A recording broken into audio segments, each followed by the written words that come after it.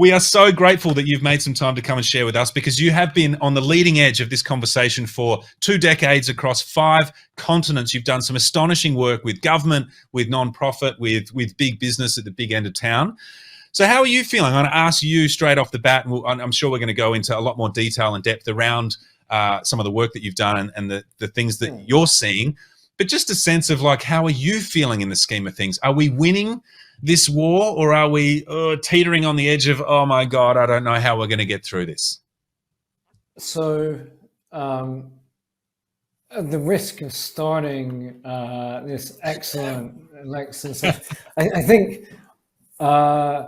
I feel all 4 of those things that the Lammies said they felt. I kind of feel all in one. Sometimes and very often all at the same time. Yes. So there's another project that you've heard me talk about, Mike, that I'm working on called the Irony Age. And we are living in this kind of age that is ironic in that the optimistic bit is we have solutions, science, understanding of technology that has never existed, been open to humanity before, and so that is incredibly exciting. And yet, at the same time, that same intellect and knowledge can be completely ignored by people who say, "Oh, I don't believe in climate change," or this and so forth. So we're in this sort of really funny moment in history. I think I won't go on about this too long, but perhaps the most equivalent time to the time that we're living in right now was Renaissance Italy in the 1500s, where with Michelangelo, Galileo, etc., we had the best scientists that had ever been known to humanity at the time. But we also, that came alongside violence and disturbance and so forth. So I think maybe the very moment that we're living in also creates a kind of a confusing time when we can be at once optimistic and bewildered all at once. Mm-hmm. That's a really great point. And I think even, collectively, as a global community, we're feeling all of those 4 things. And then even personally, we're feeling all of those 4 things at the same time. And you're absolutely right. We're seeing radical innovation, some incredible new ideas and products and movements that are being started, a lot by kids, as Kat mentioned before. Mm-hmm. But then at the same time, we're seeing Twitter, and we're seeing everything that's going on with we got an election happening in this country right now. We have some real divisive issues that seem to be like, whoa, it's so chaotic at the same time. So in this hotbed of madness, how does a business, this is going to be a big question, but how should a business like Laminex start to embrace or start to explore this question of corporate citizenship or of corporate social responsibility, et cetera, et cetera? Well, I think the starting point for a lot of companies is to start by understanding where they're in the world and their legacy. And one of the things that I've seen from my brief conversations and my exploration of Laminex's website is, there's a really strong legacy to build from. So if I were just sort of, I think Laminex seems to talk about the legacy starting from humble beginnings in Melbourne, talks about short supply chains and an understanding of the end-to-end part of the products. Obviously, a close link to employee well-being and then the actual construct of the products.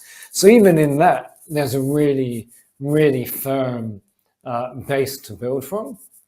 And then I think it's going about the next step is saying, if that's where we've come from, or if that's the foundation, where could we possibly take this if we really wanted to play a significant part in contributing to a more optimistic future?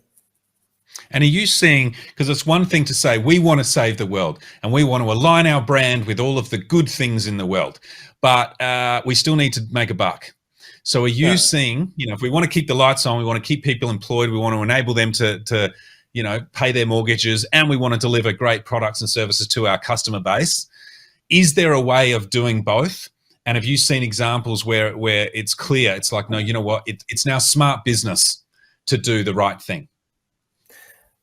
So I think the way you ended your question is kind of the beginning of the answer. So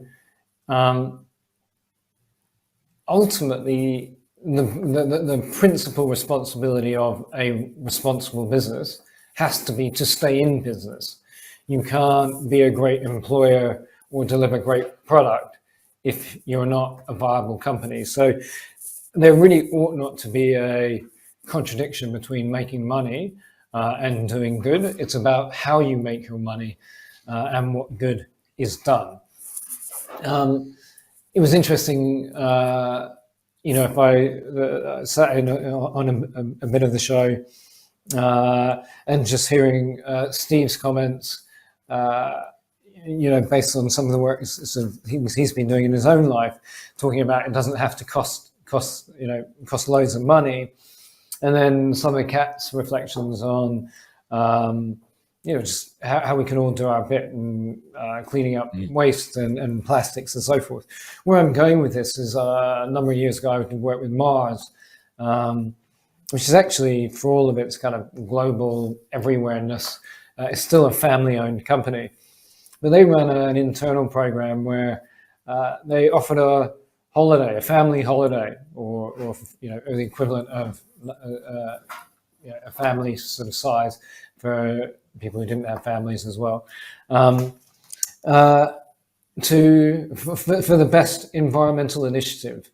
And they made, in a single year, $35 million of savings in their North American business. Wow. Had Mars gone out saying we want to run a cost-saving thing, they would have just had people polishing their CVs and getting ready to be made redundant.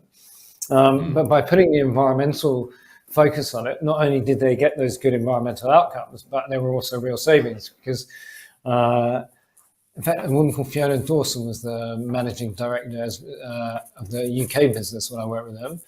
And Fiona had a nice phrase, which is, waste is just that. And so if you're creating waste in your business, somewhere in it, you are wasting opportunity and money. And so, for me, that would be a really neat example of where it doesn't have to, it doesn't have to be expensive. I think on the flip side of that, like most business decisions, there will be some things that are kind of cost neutral, but quite good. There'll be other things that are cost saving and worth doing. And there are other things that might be really expensive, but if you know why you're spending it and what you're going to get out of it, it might still be worth making the investment. And so what about, because this is thinking about that, I love that initiative of just saying, hey, let's try and activate and leverage the insights, the ideas, the talents of every individual in this organization. And I can imagine that, I love that 32 mil worth of savings, but that would have been the result of 1,000 ideas that they got, rather than doing one little brain shopping workshop. But I guess this is where I'm going with this question is leadership. We're going to have Justin on in a moment or in a little bit, and he'll share a bit and we'll get into a conversation there. So these conversations can happen at a senior leader level, but how do we make them engaging and how do we really make them exciting and a desire for everyone to want to start thinking about this kind of conversation rather than just waiting for the powers that be to tell them what we're doing or where we're going or how we should, engage with this kind of thing? It's such a good question. If I'm sounding like I'm pausing, it's because I've got about 10 different answers to give you. But I think if you start with, again, picking up from your conversation with Kat, you began to say something along the lines of, oh, it's amazing because if you do this, it's not just an environmental initiative, it begins to bring people together. And then Groot's example from Vietnam and working on the bicycle initiative is Groot's language is really coming on. Last time I saw him, he could only say, "I am Groot." But anyway, um, you see, that's how sustainability can inspire people. But the point is, even the word, and I don't want to get too into semantics, but we talk about sustainability or so on, but that is the abbreviation of this phrase, sustainable development, which is very intentionally about bringing together the economic, the social, and the environment, and really beginning to operate, whether within business or elsewhere, with a profound understanding about the interconnections of all of those things. And so if you're doing this only from the leadership and not thinking about how do we use this to engage our people, you're going to miss some of the best ideas that could be in the room. But also, and we're seeing this playing out more and more surveys every single year. People want to work for companies that help them to live their values. If I turn this on its head a bit, I did work with Shell, the oil company, back in the late 1990s, early 2000s. And they'd had all kinds of boycotts of their their petrol stations for various reasons and so on. I was talking to one of their execs and I said, wow, those boycotts and campaigns must have had a real effect. And he said, no. He said, that's not how we make our money. He said, I mean, it's where we're visible, but it's not how we make our money. The reason we had such a change in approach is because for the first time in very long careers, our senior people and engineers were embarrassed to say who they worked for. And roll forwards 20 odd years now, people are making decisions about who they work for based on whether or not they are going to live their values. So where I'm going with all this, Mike, and sort of bring it back to Laminex, I think the great opportunity, because the world can be challenging, is confusing at the moment.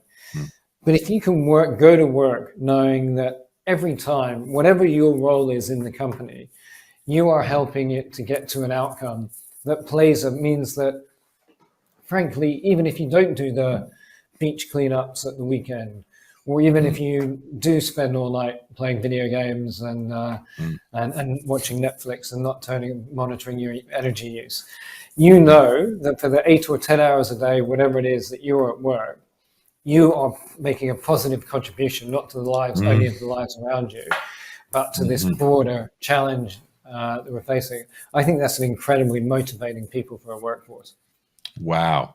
I love that a lot. For a number of years, I've been talking to organizations and trying to enable them to see, look, if people do their best work when they're living their best lives, if you can move beyond just what you're trying to extract from an individual, if you can actually help them in whatever way, it's bleeding so much further now into their relationship with their partner or their relationship with their kids or their diet or their creativity, their self-expression, their travel, their experiences, whatever. Suddenly it's like, oh my God, I'm getting so much from my work. Why would I work anywhere else?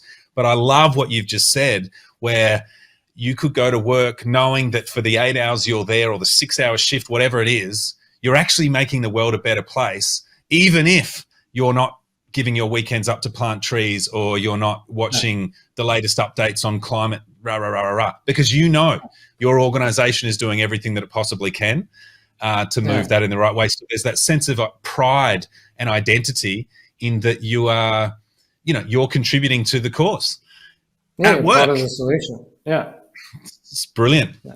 I know we had a brief chat off air yesterday about, Patagonia, which is such a great example of maybe you can speak to what speak to what Patagonia are doing. We've got a few images we might share in a moment too about how they've gone really strong right from the start, where they made it very clear to not just their customers but employees, this is who we are, this is what we do, which is very, very, very powerful. I think an important part of that goes right back to your framing question, actually, Mike, where can you make a profit and still do good? Yes, they've been about all of their position also comes from fundamentally understanding their customers. And I think that's a really important point. If you don't, you can't do this at the expense of customer loyalty and association and so forth. Of course, there's a strong crossover between how your employees on the whole between how your employees feel and how your customers think about you. I mean, it is really important to have that kind of piece embedded, that thinking embedded. But if you know where that your customers are, and then you can choose this, and Patagonia is a genuinely activist brand, and that's not going to suit every company. It's really interesting that with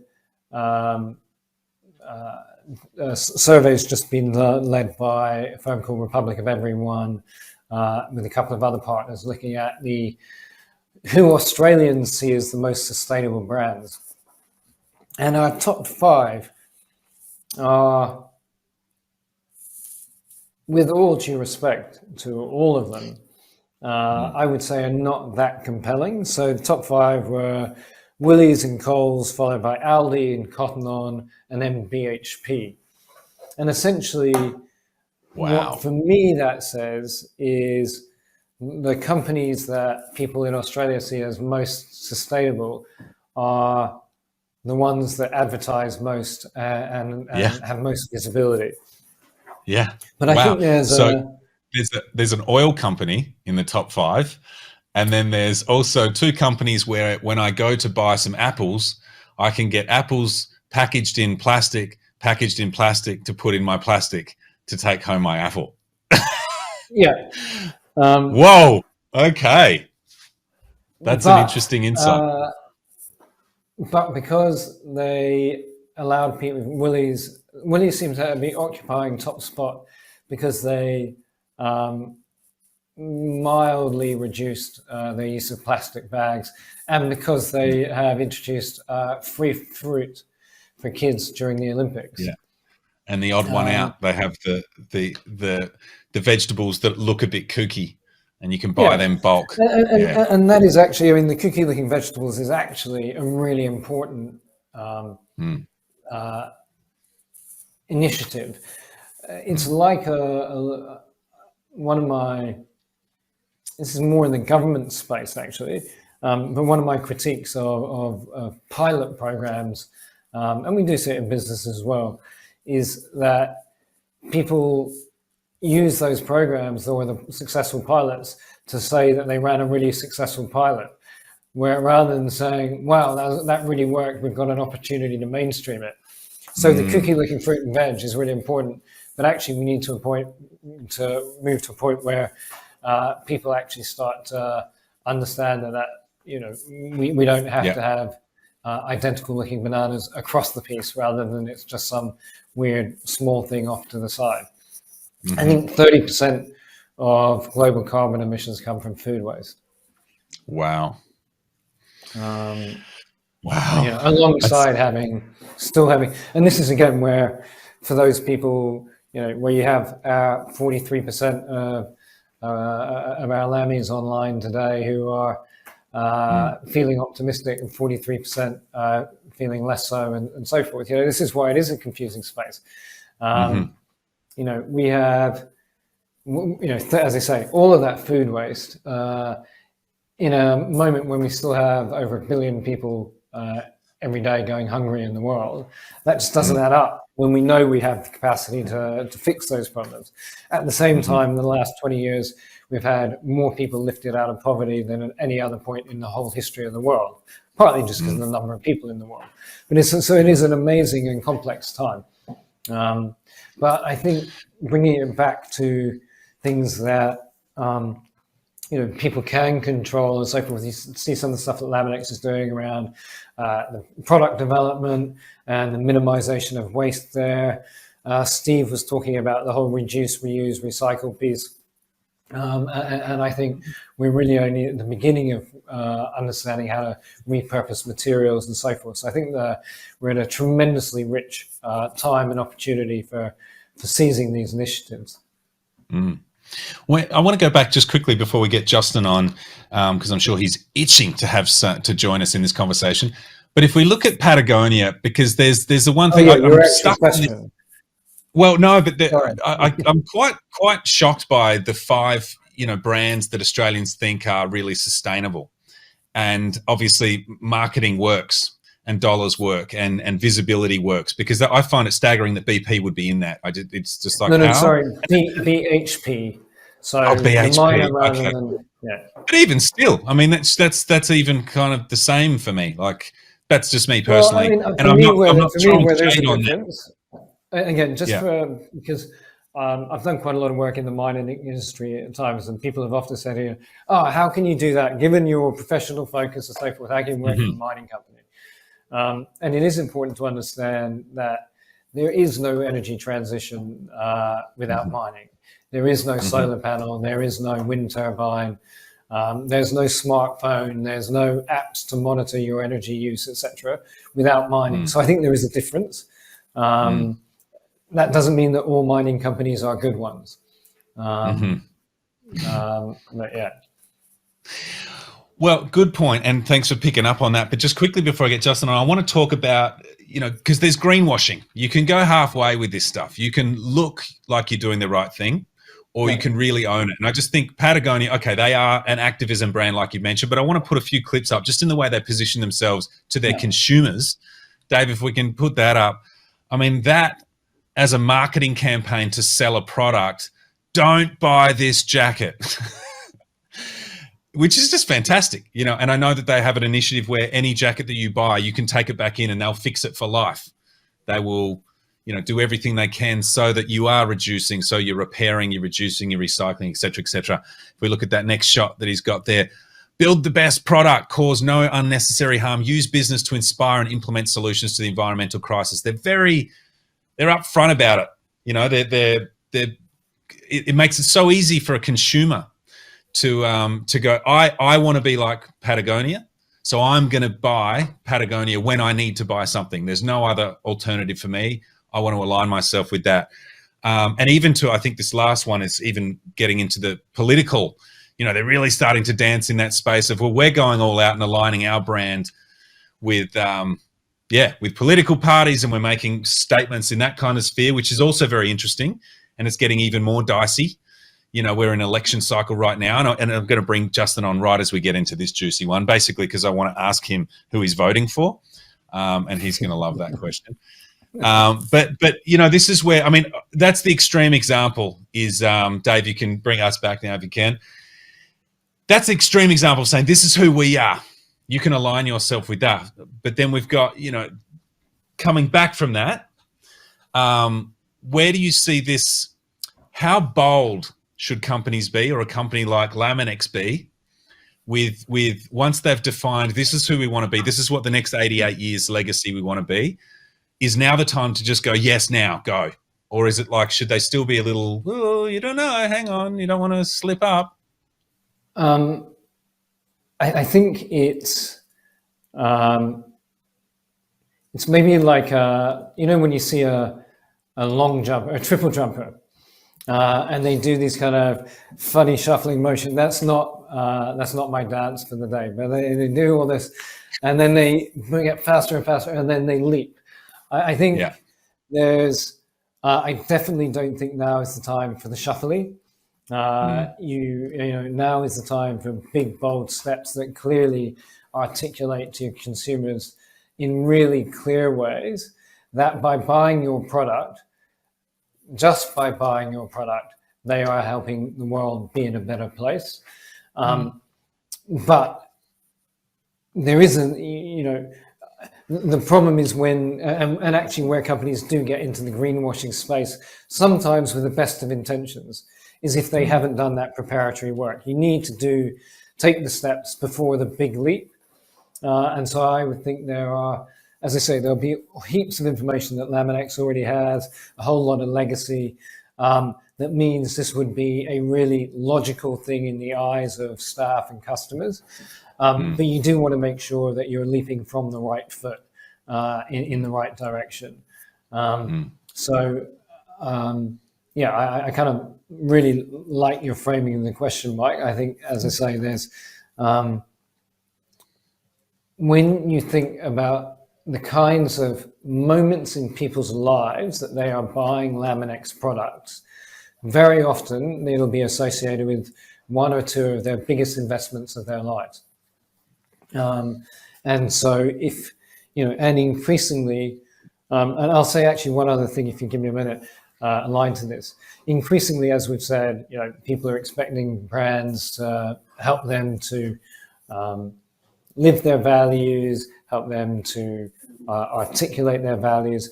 And one other thing, this is just a bit I wanted to mention. So countries have different nationalities, have different characteristics. One of the things that surveys have shown in Australia is certainly more than Northern European countries, somewhat more similar to a US economy or US population. Australians actually expect their companies and brands to provide the solution on their behalf. So many Australians see themselves less as part of the solution, but certainly they expect others to do the work for them. And so if you can tap into that that is a tremendous opportunity.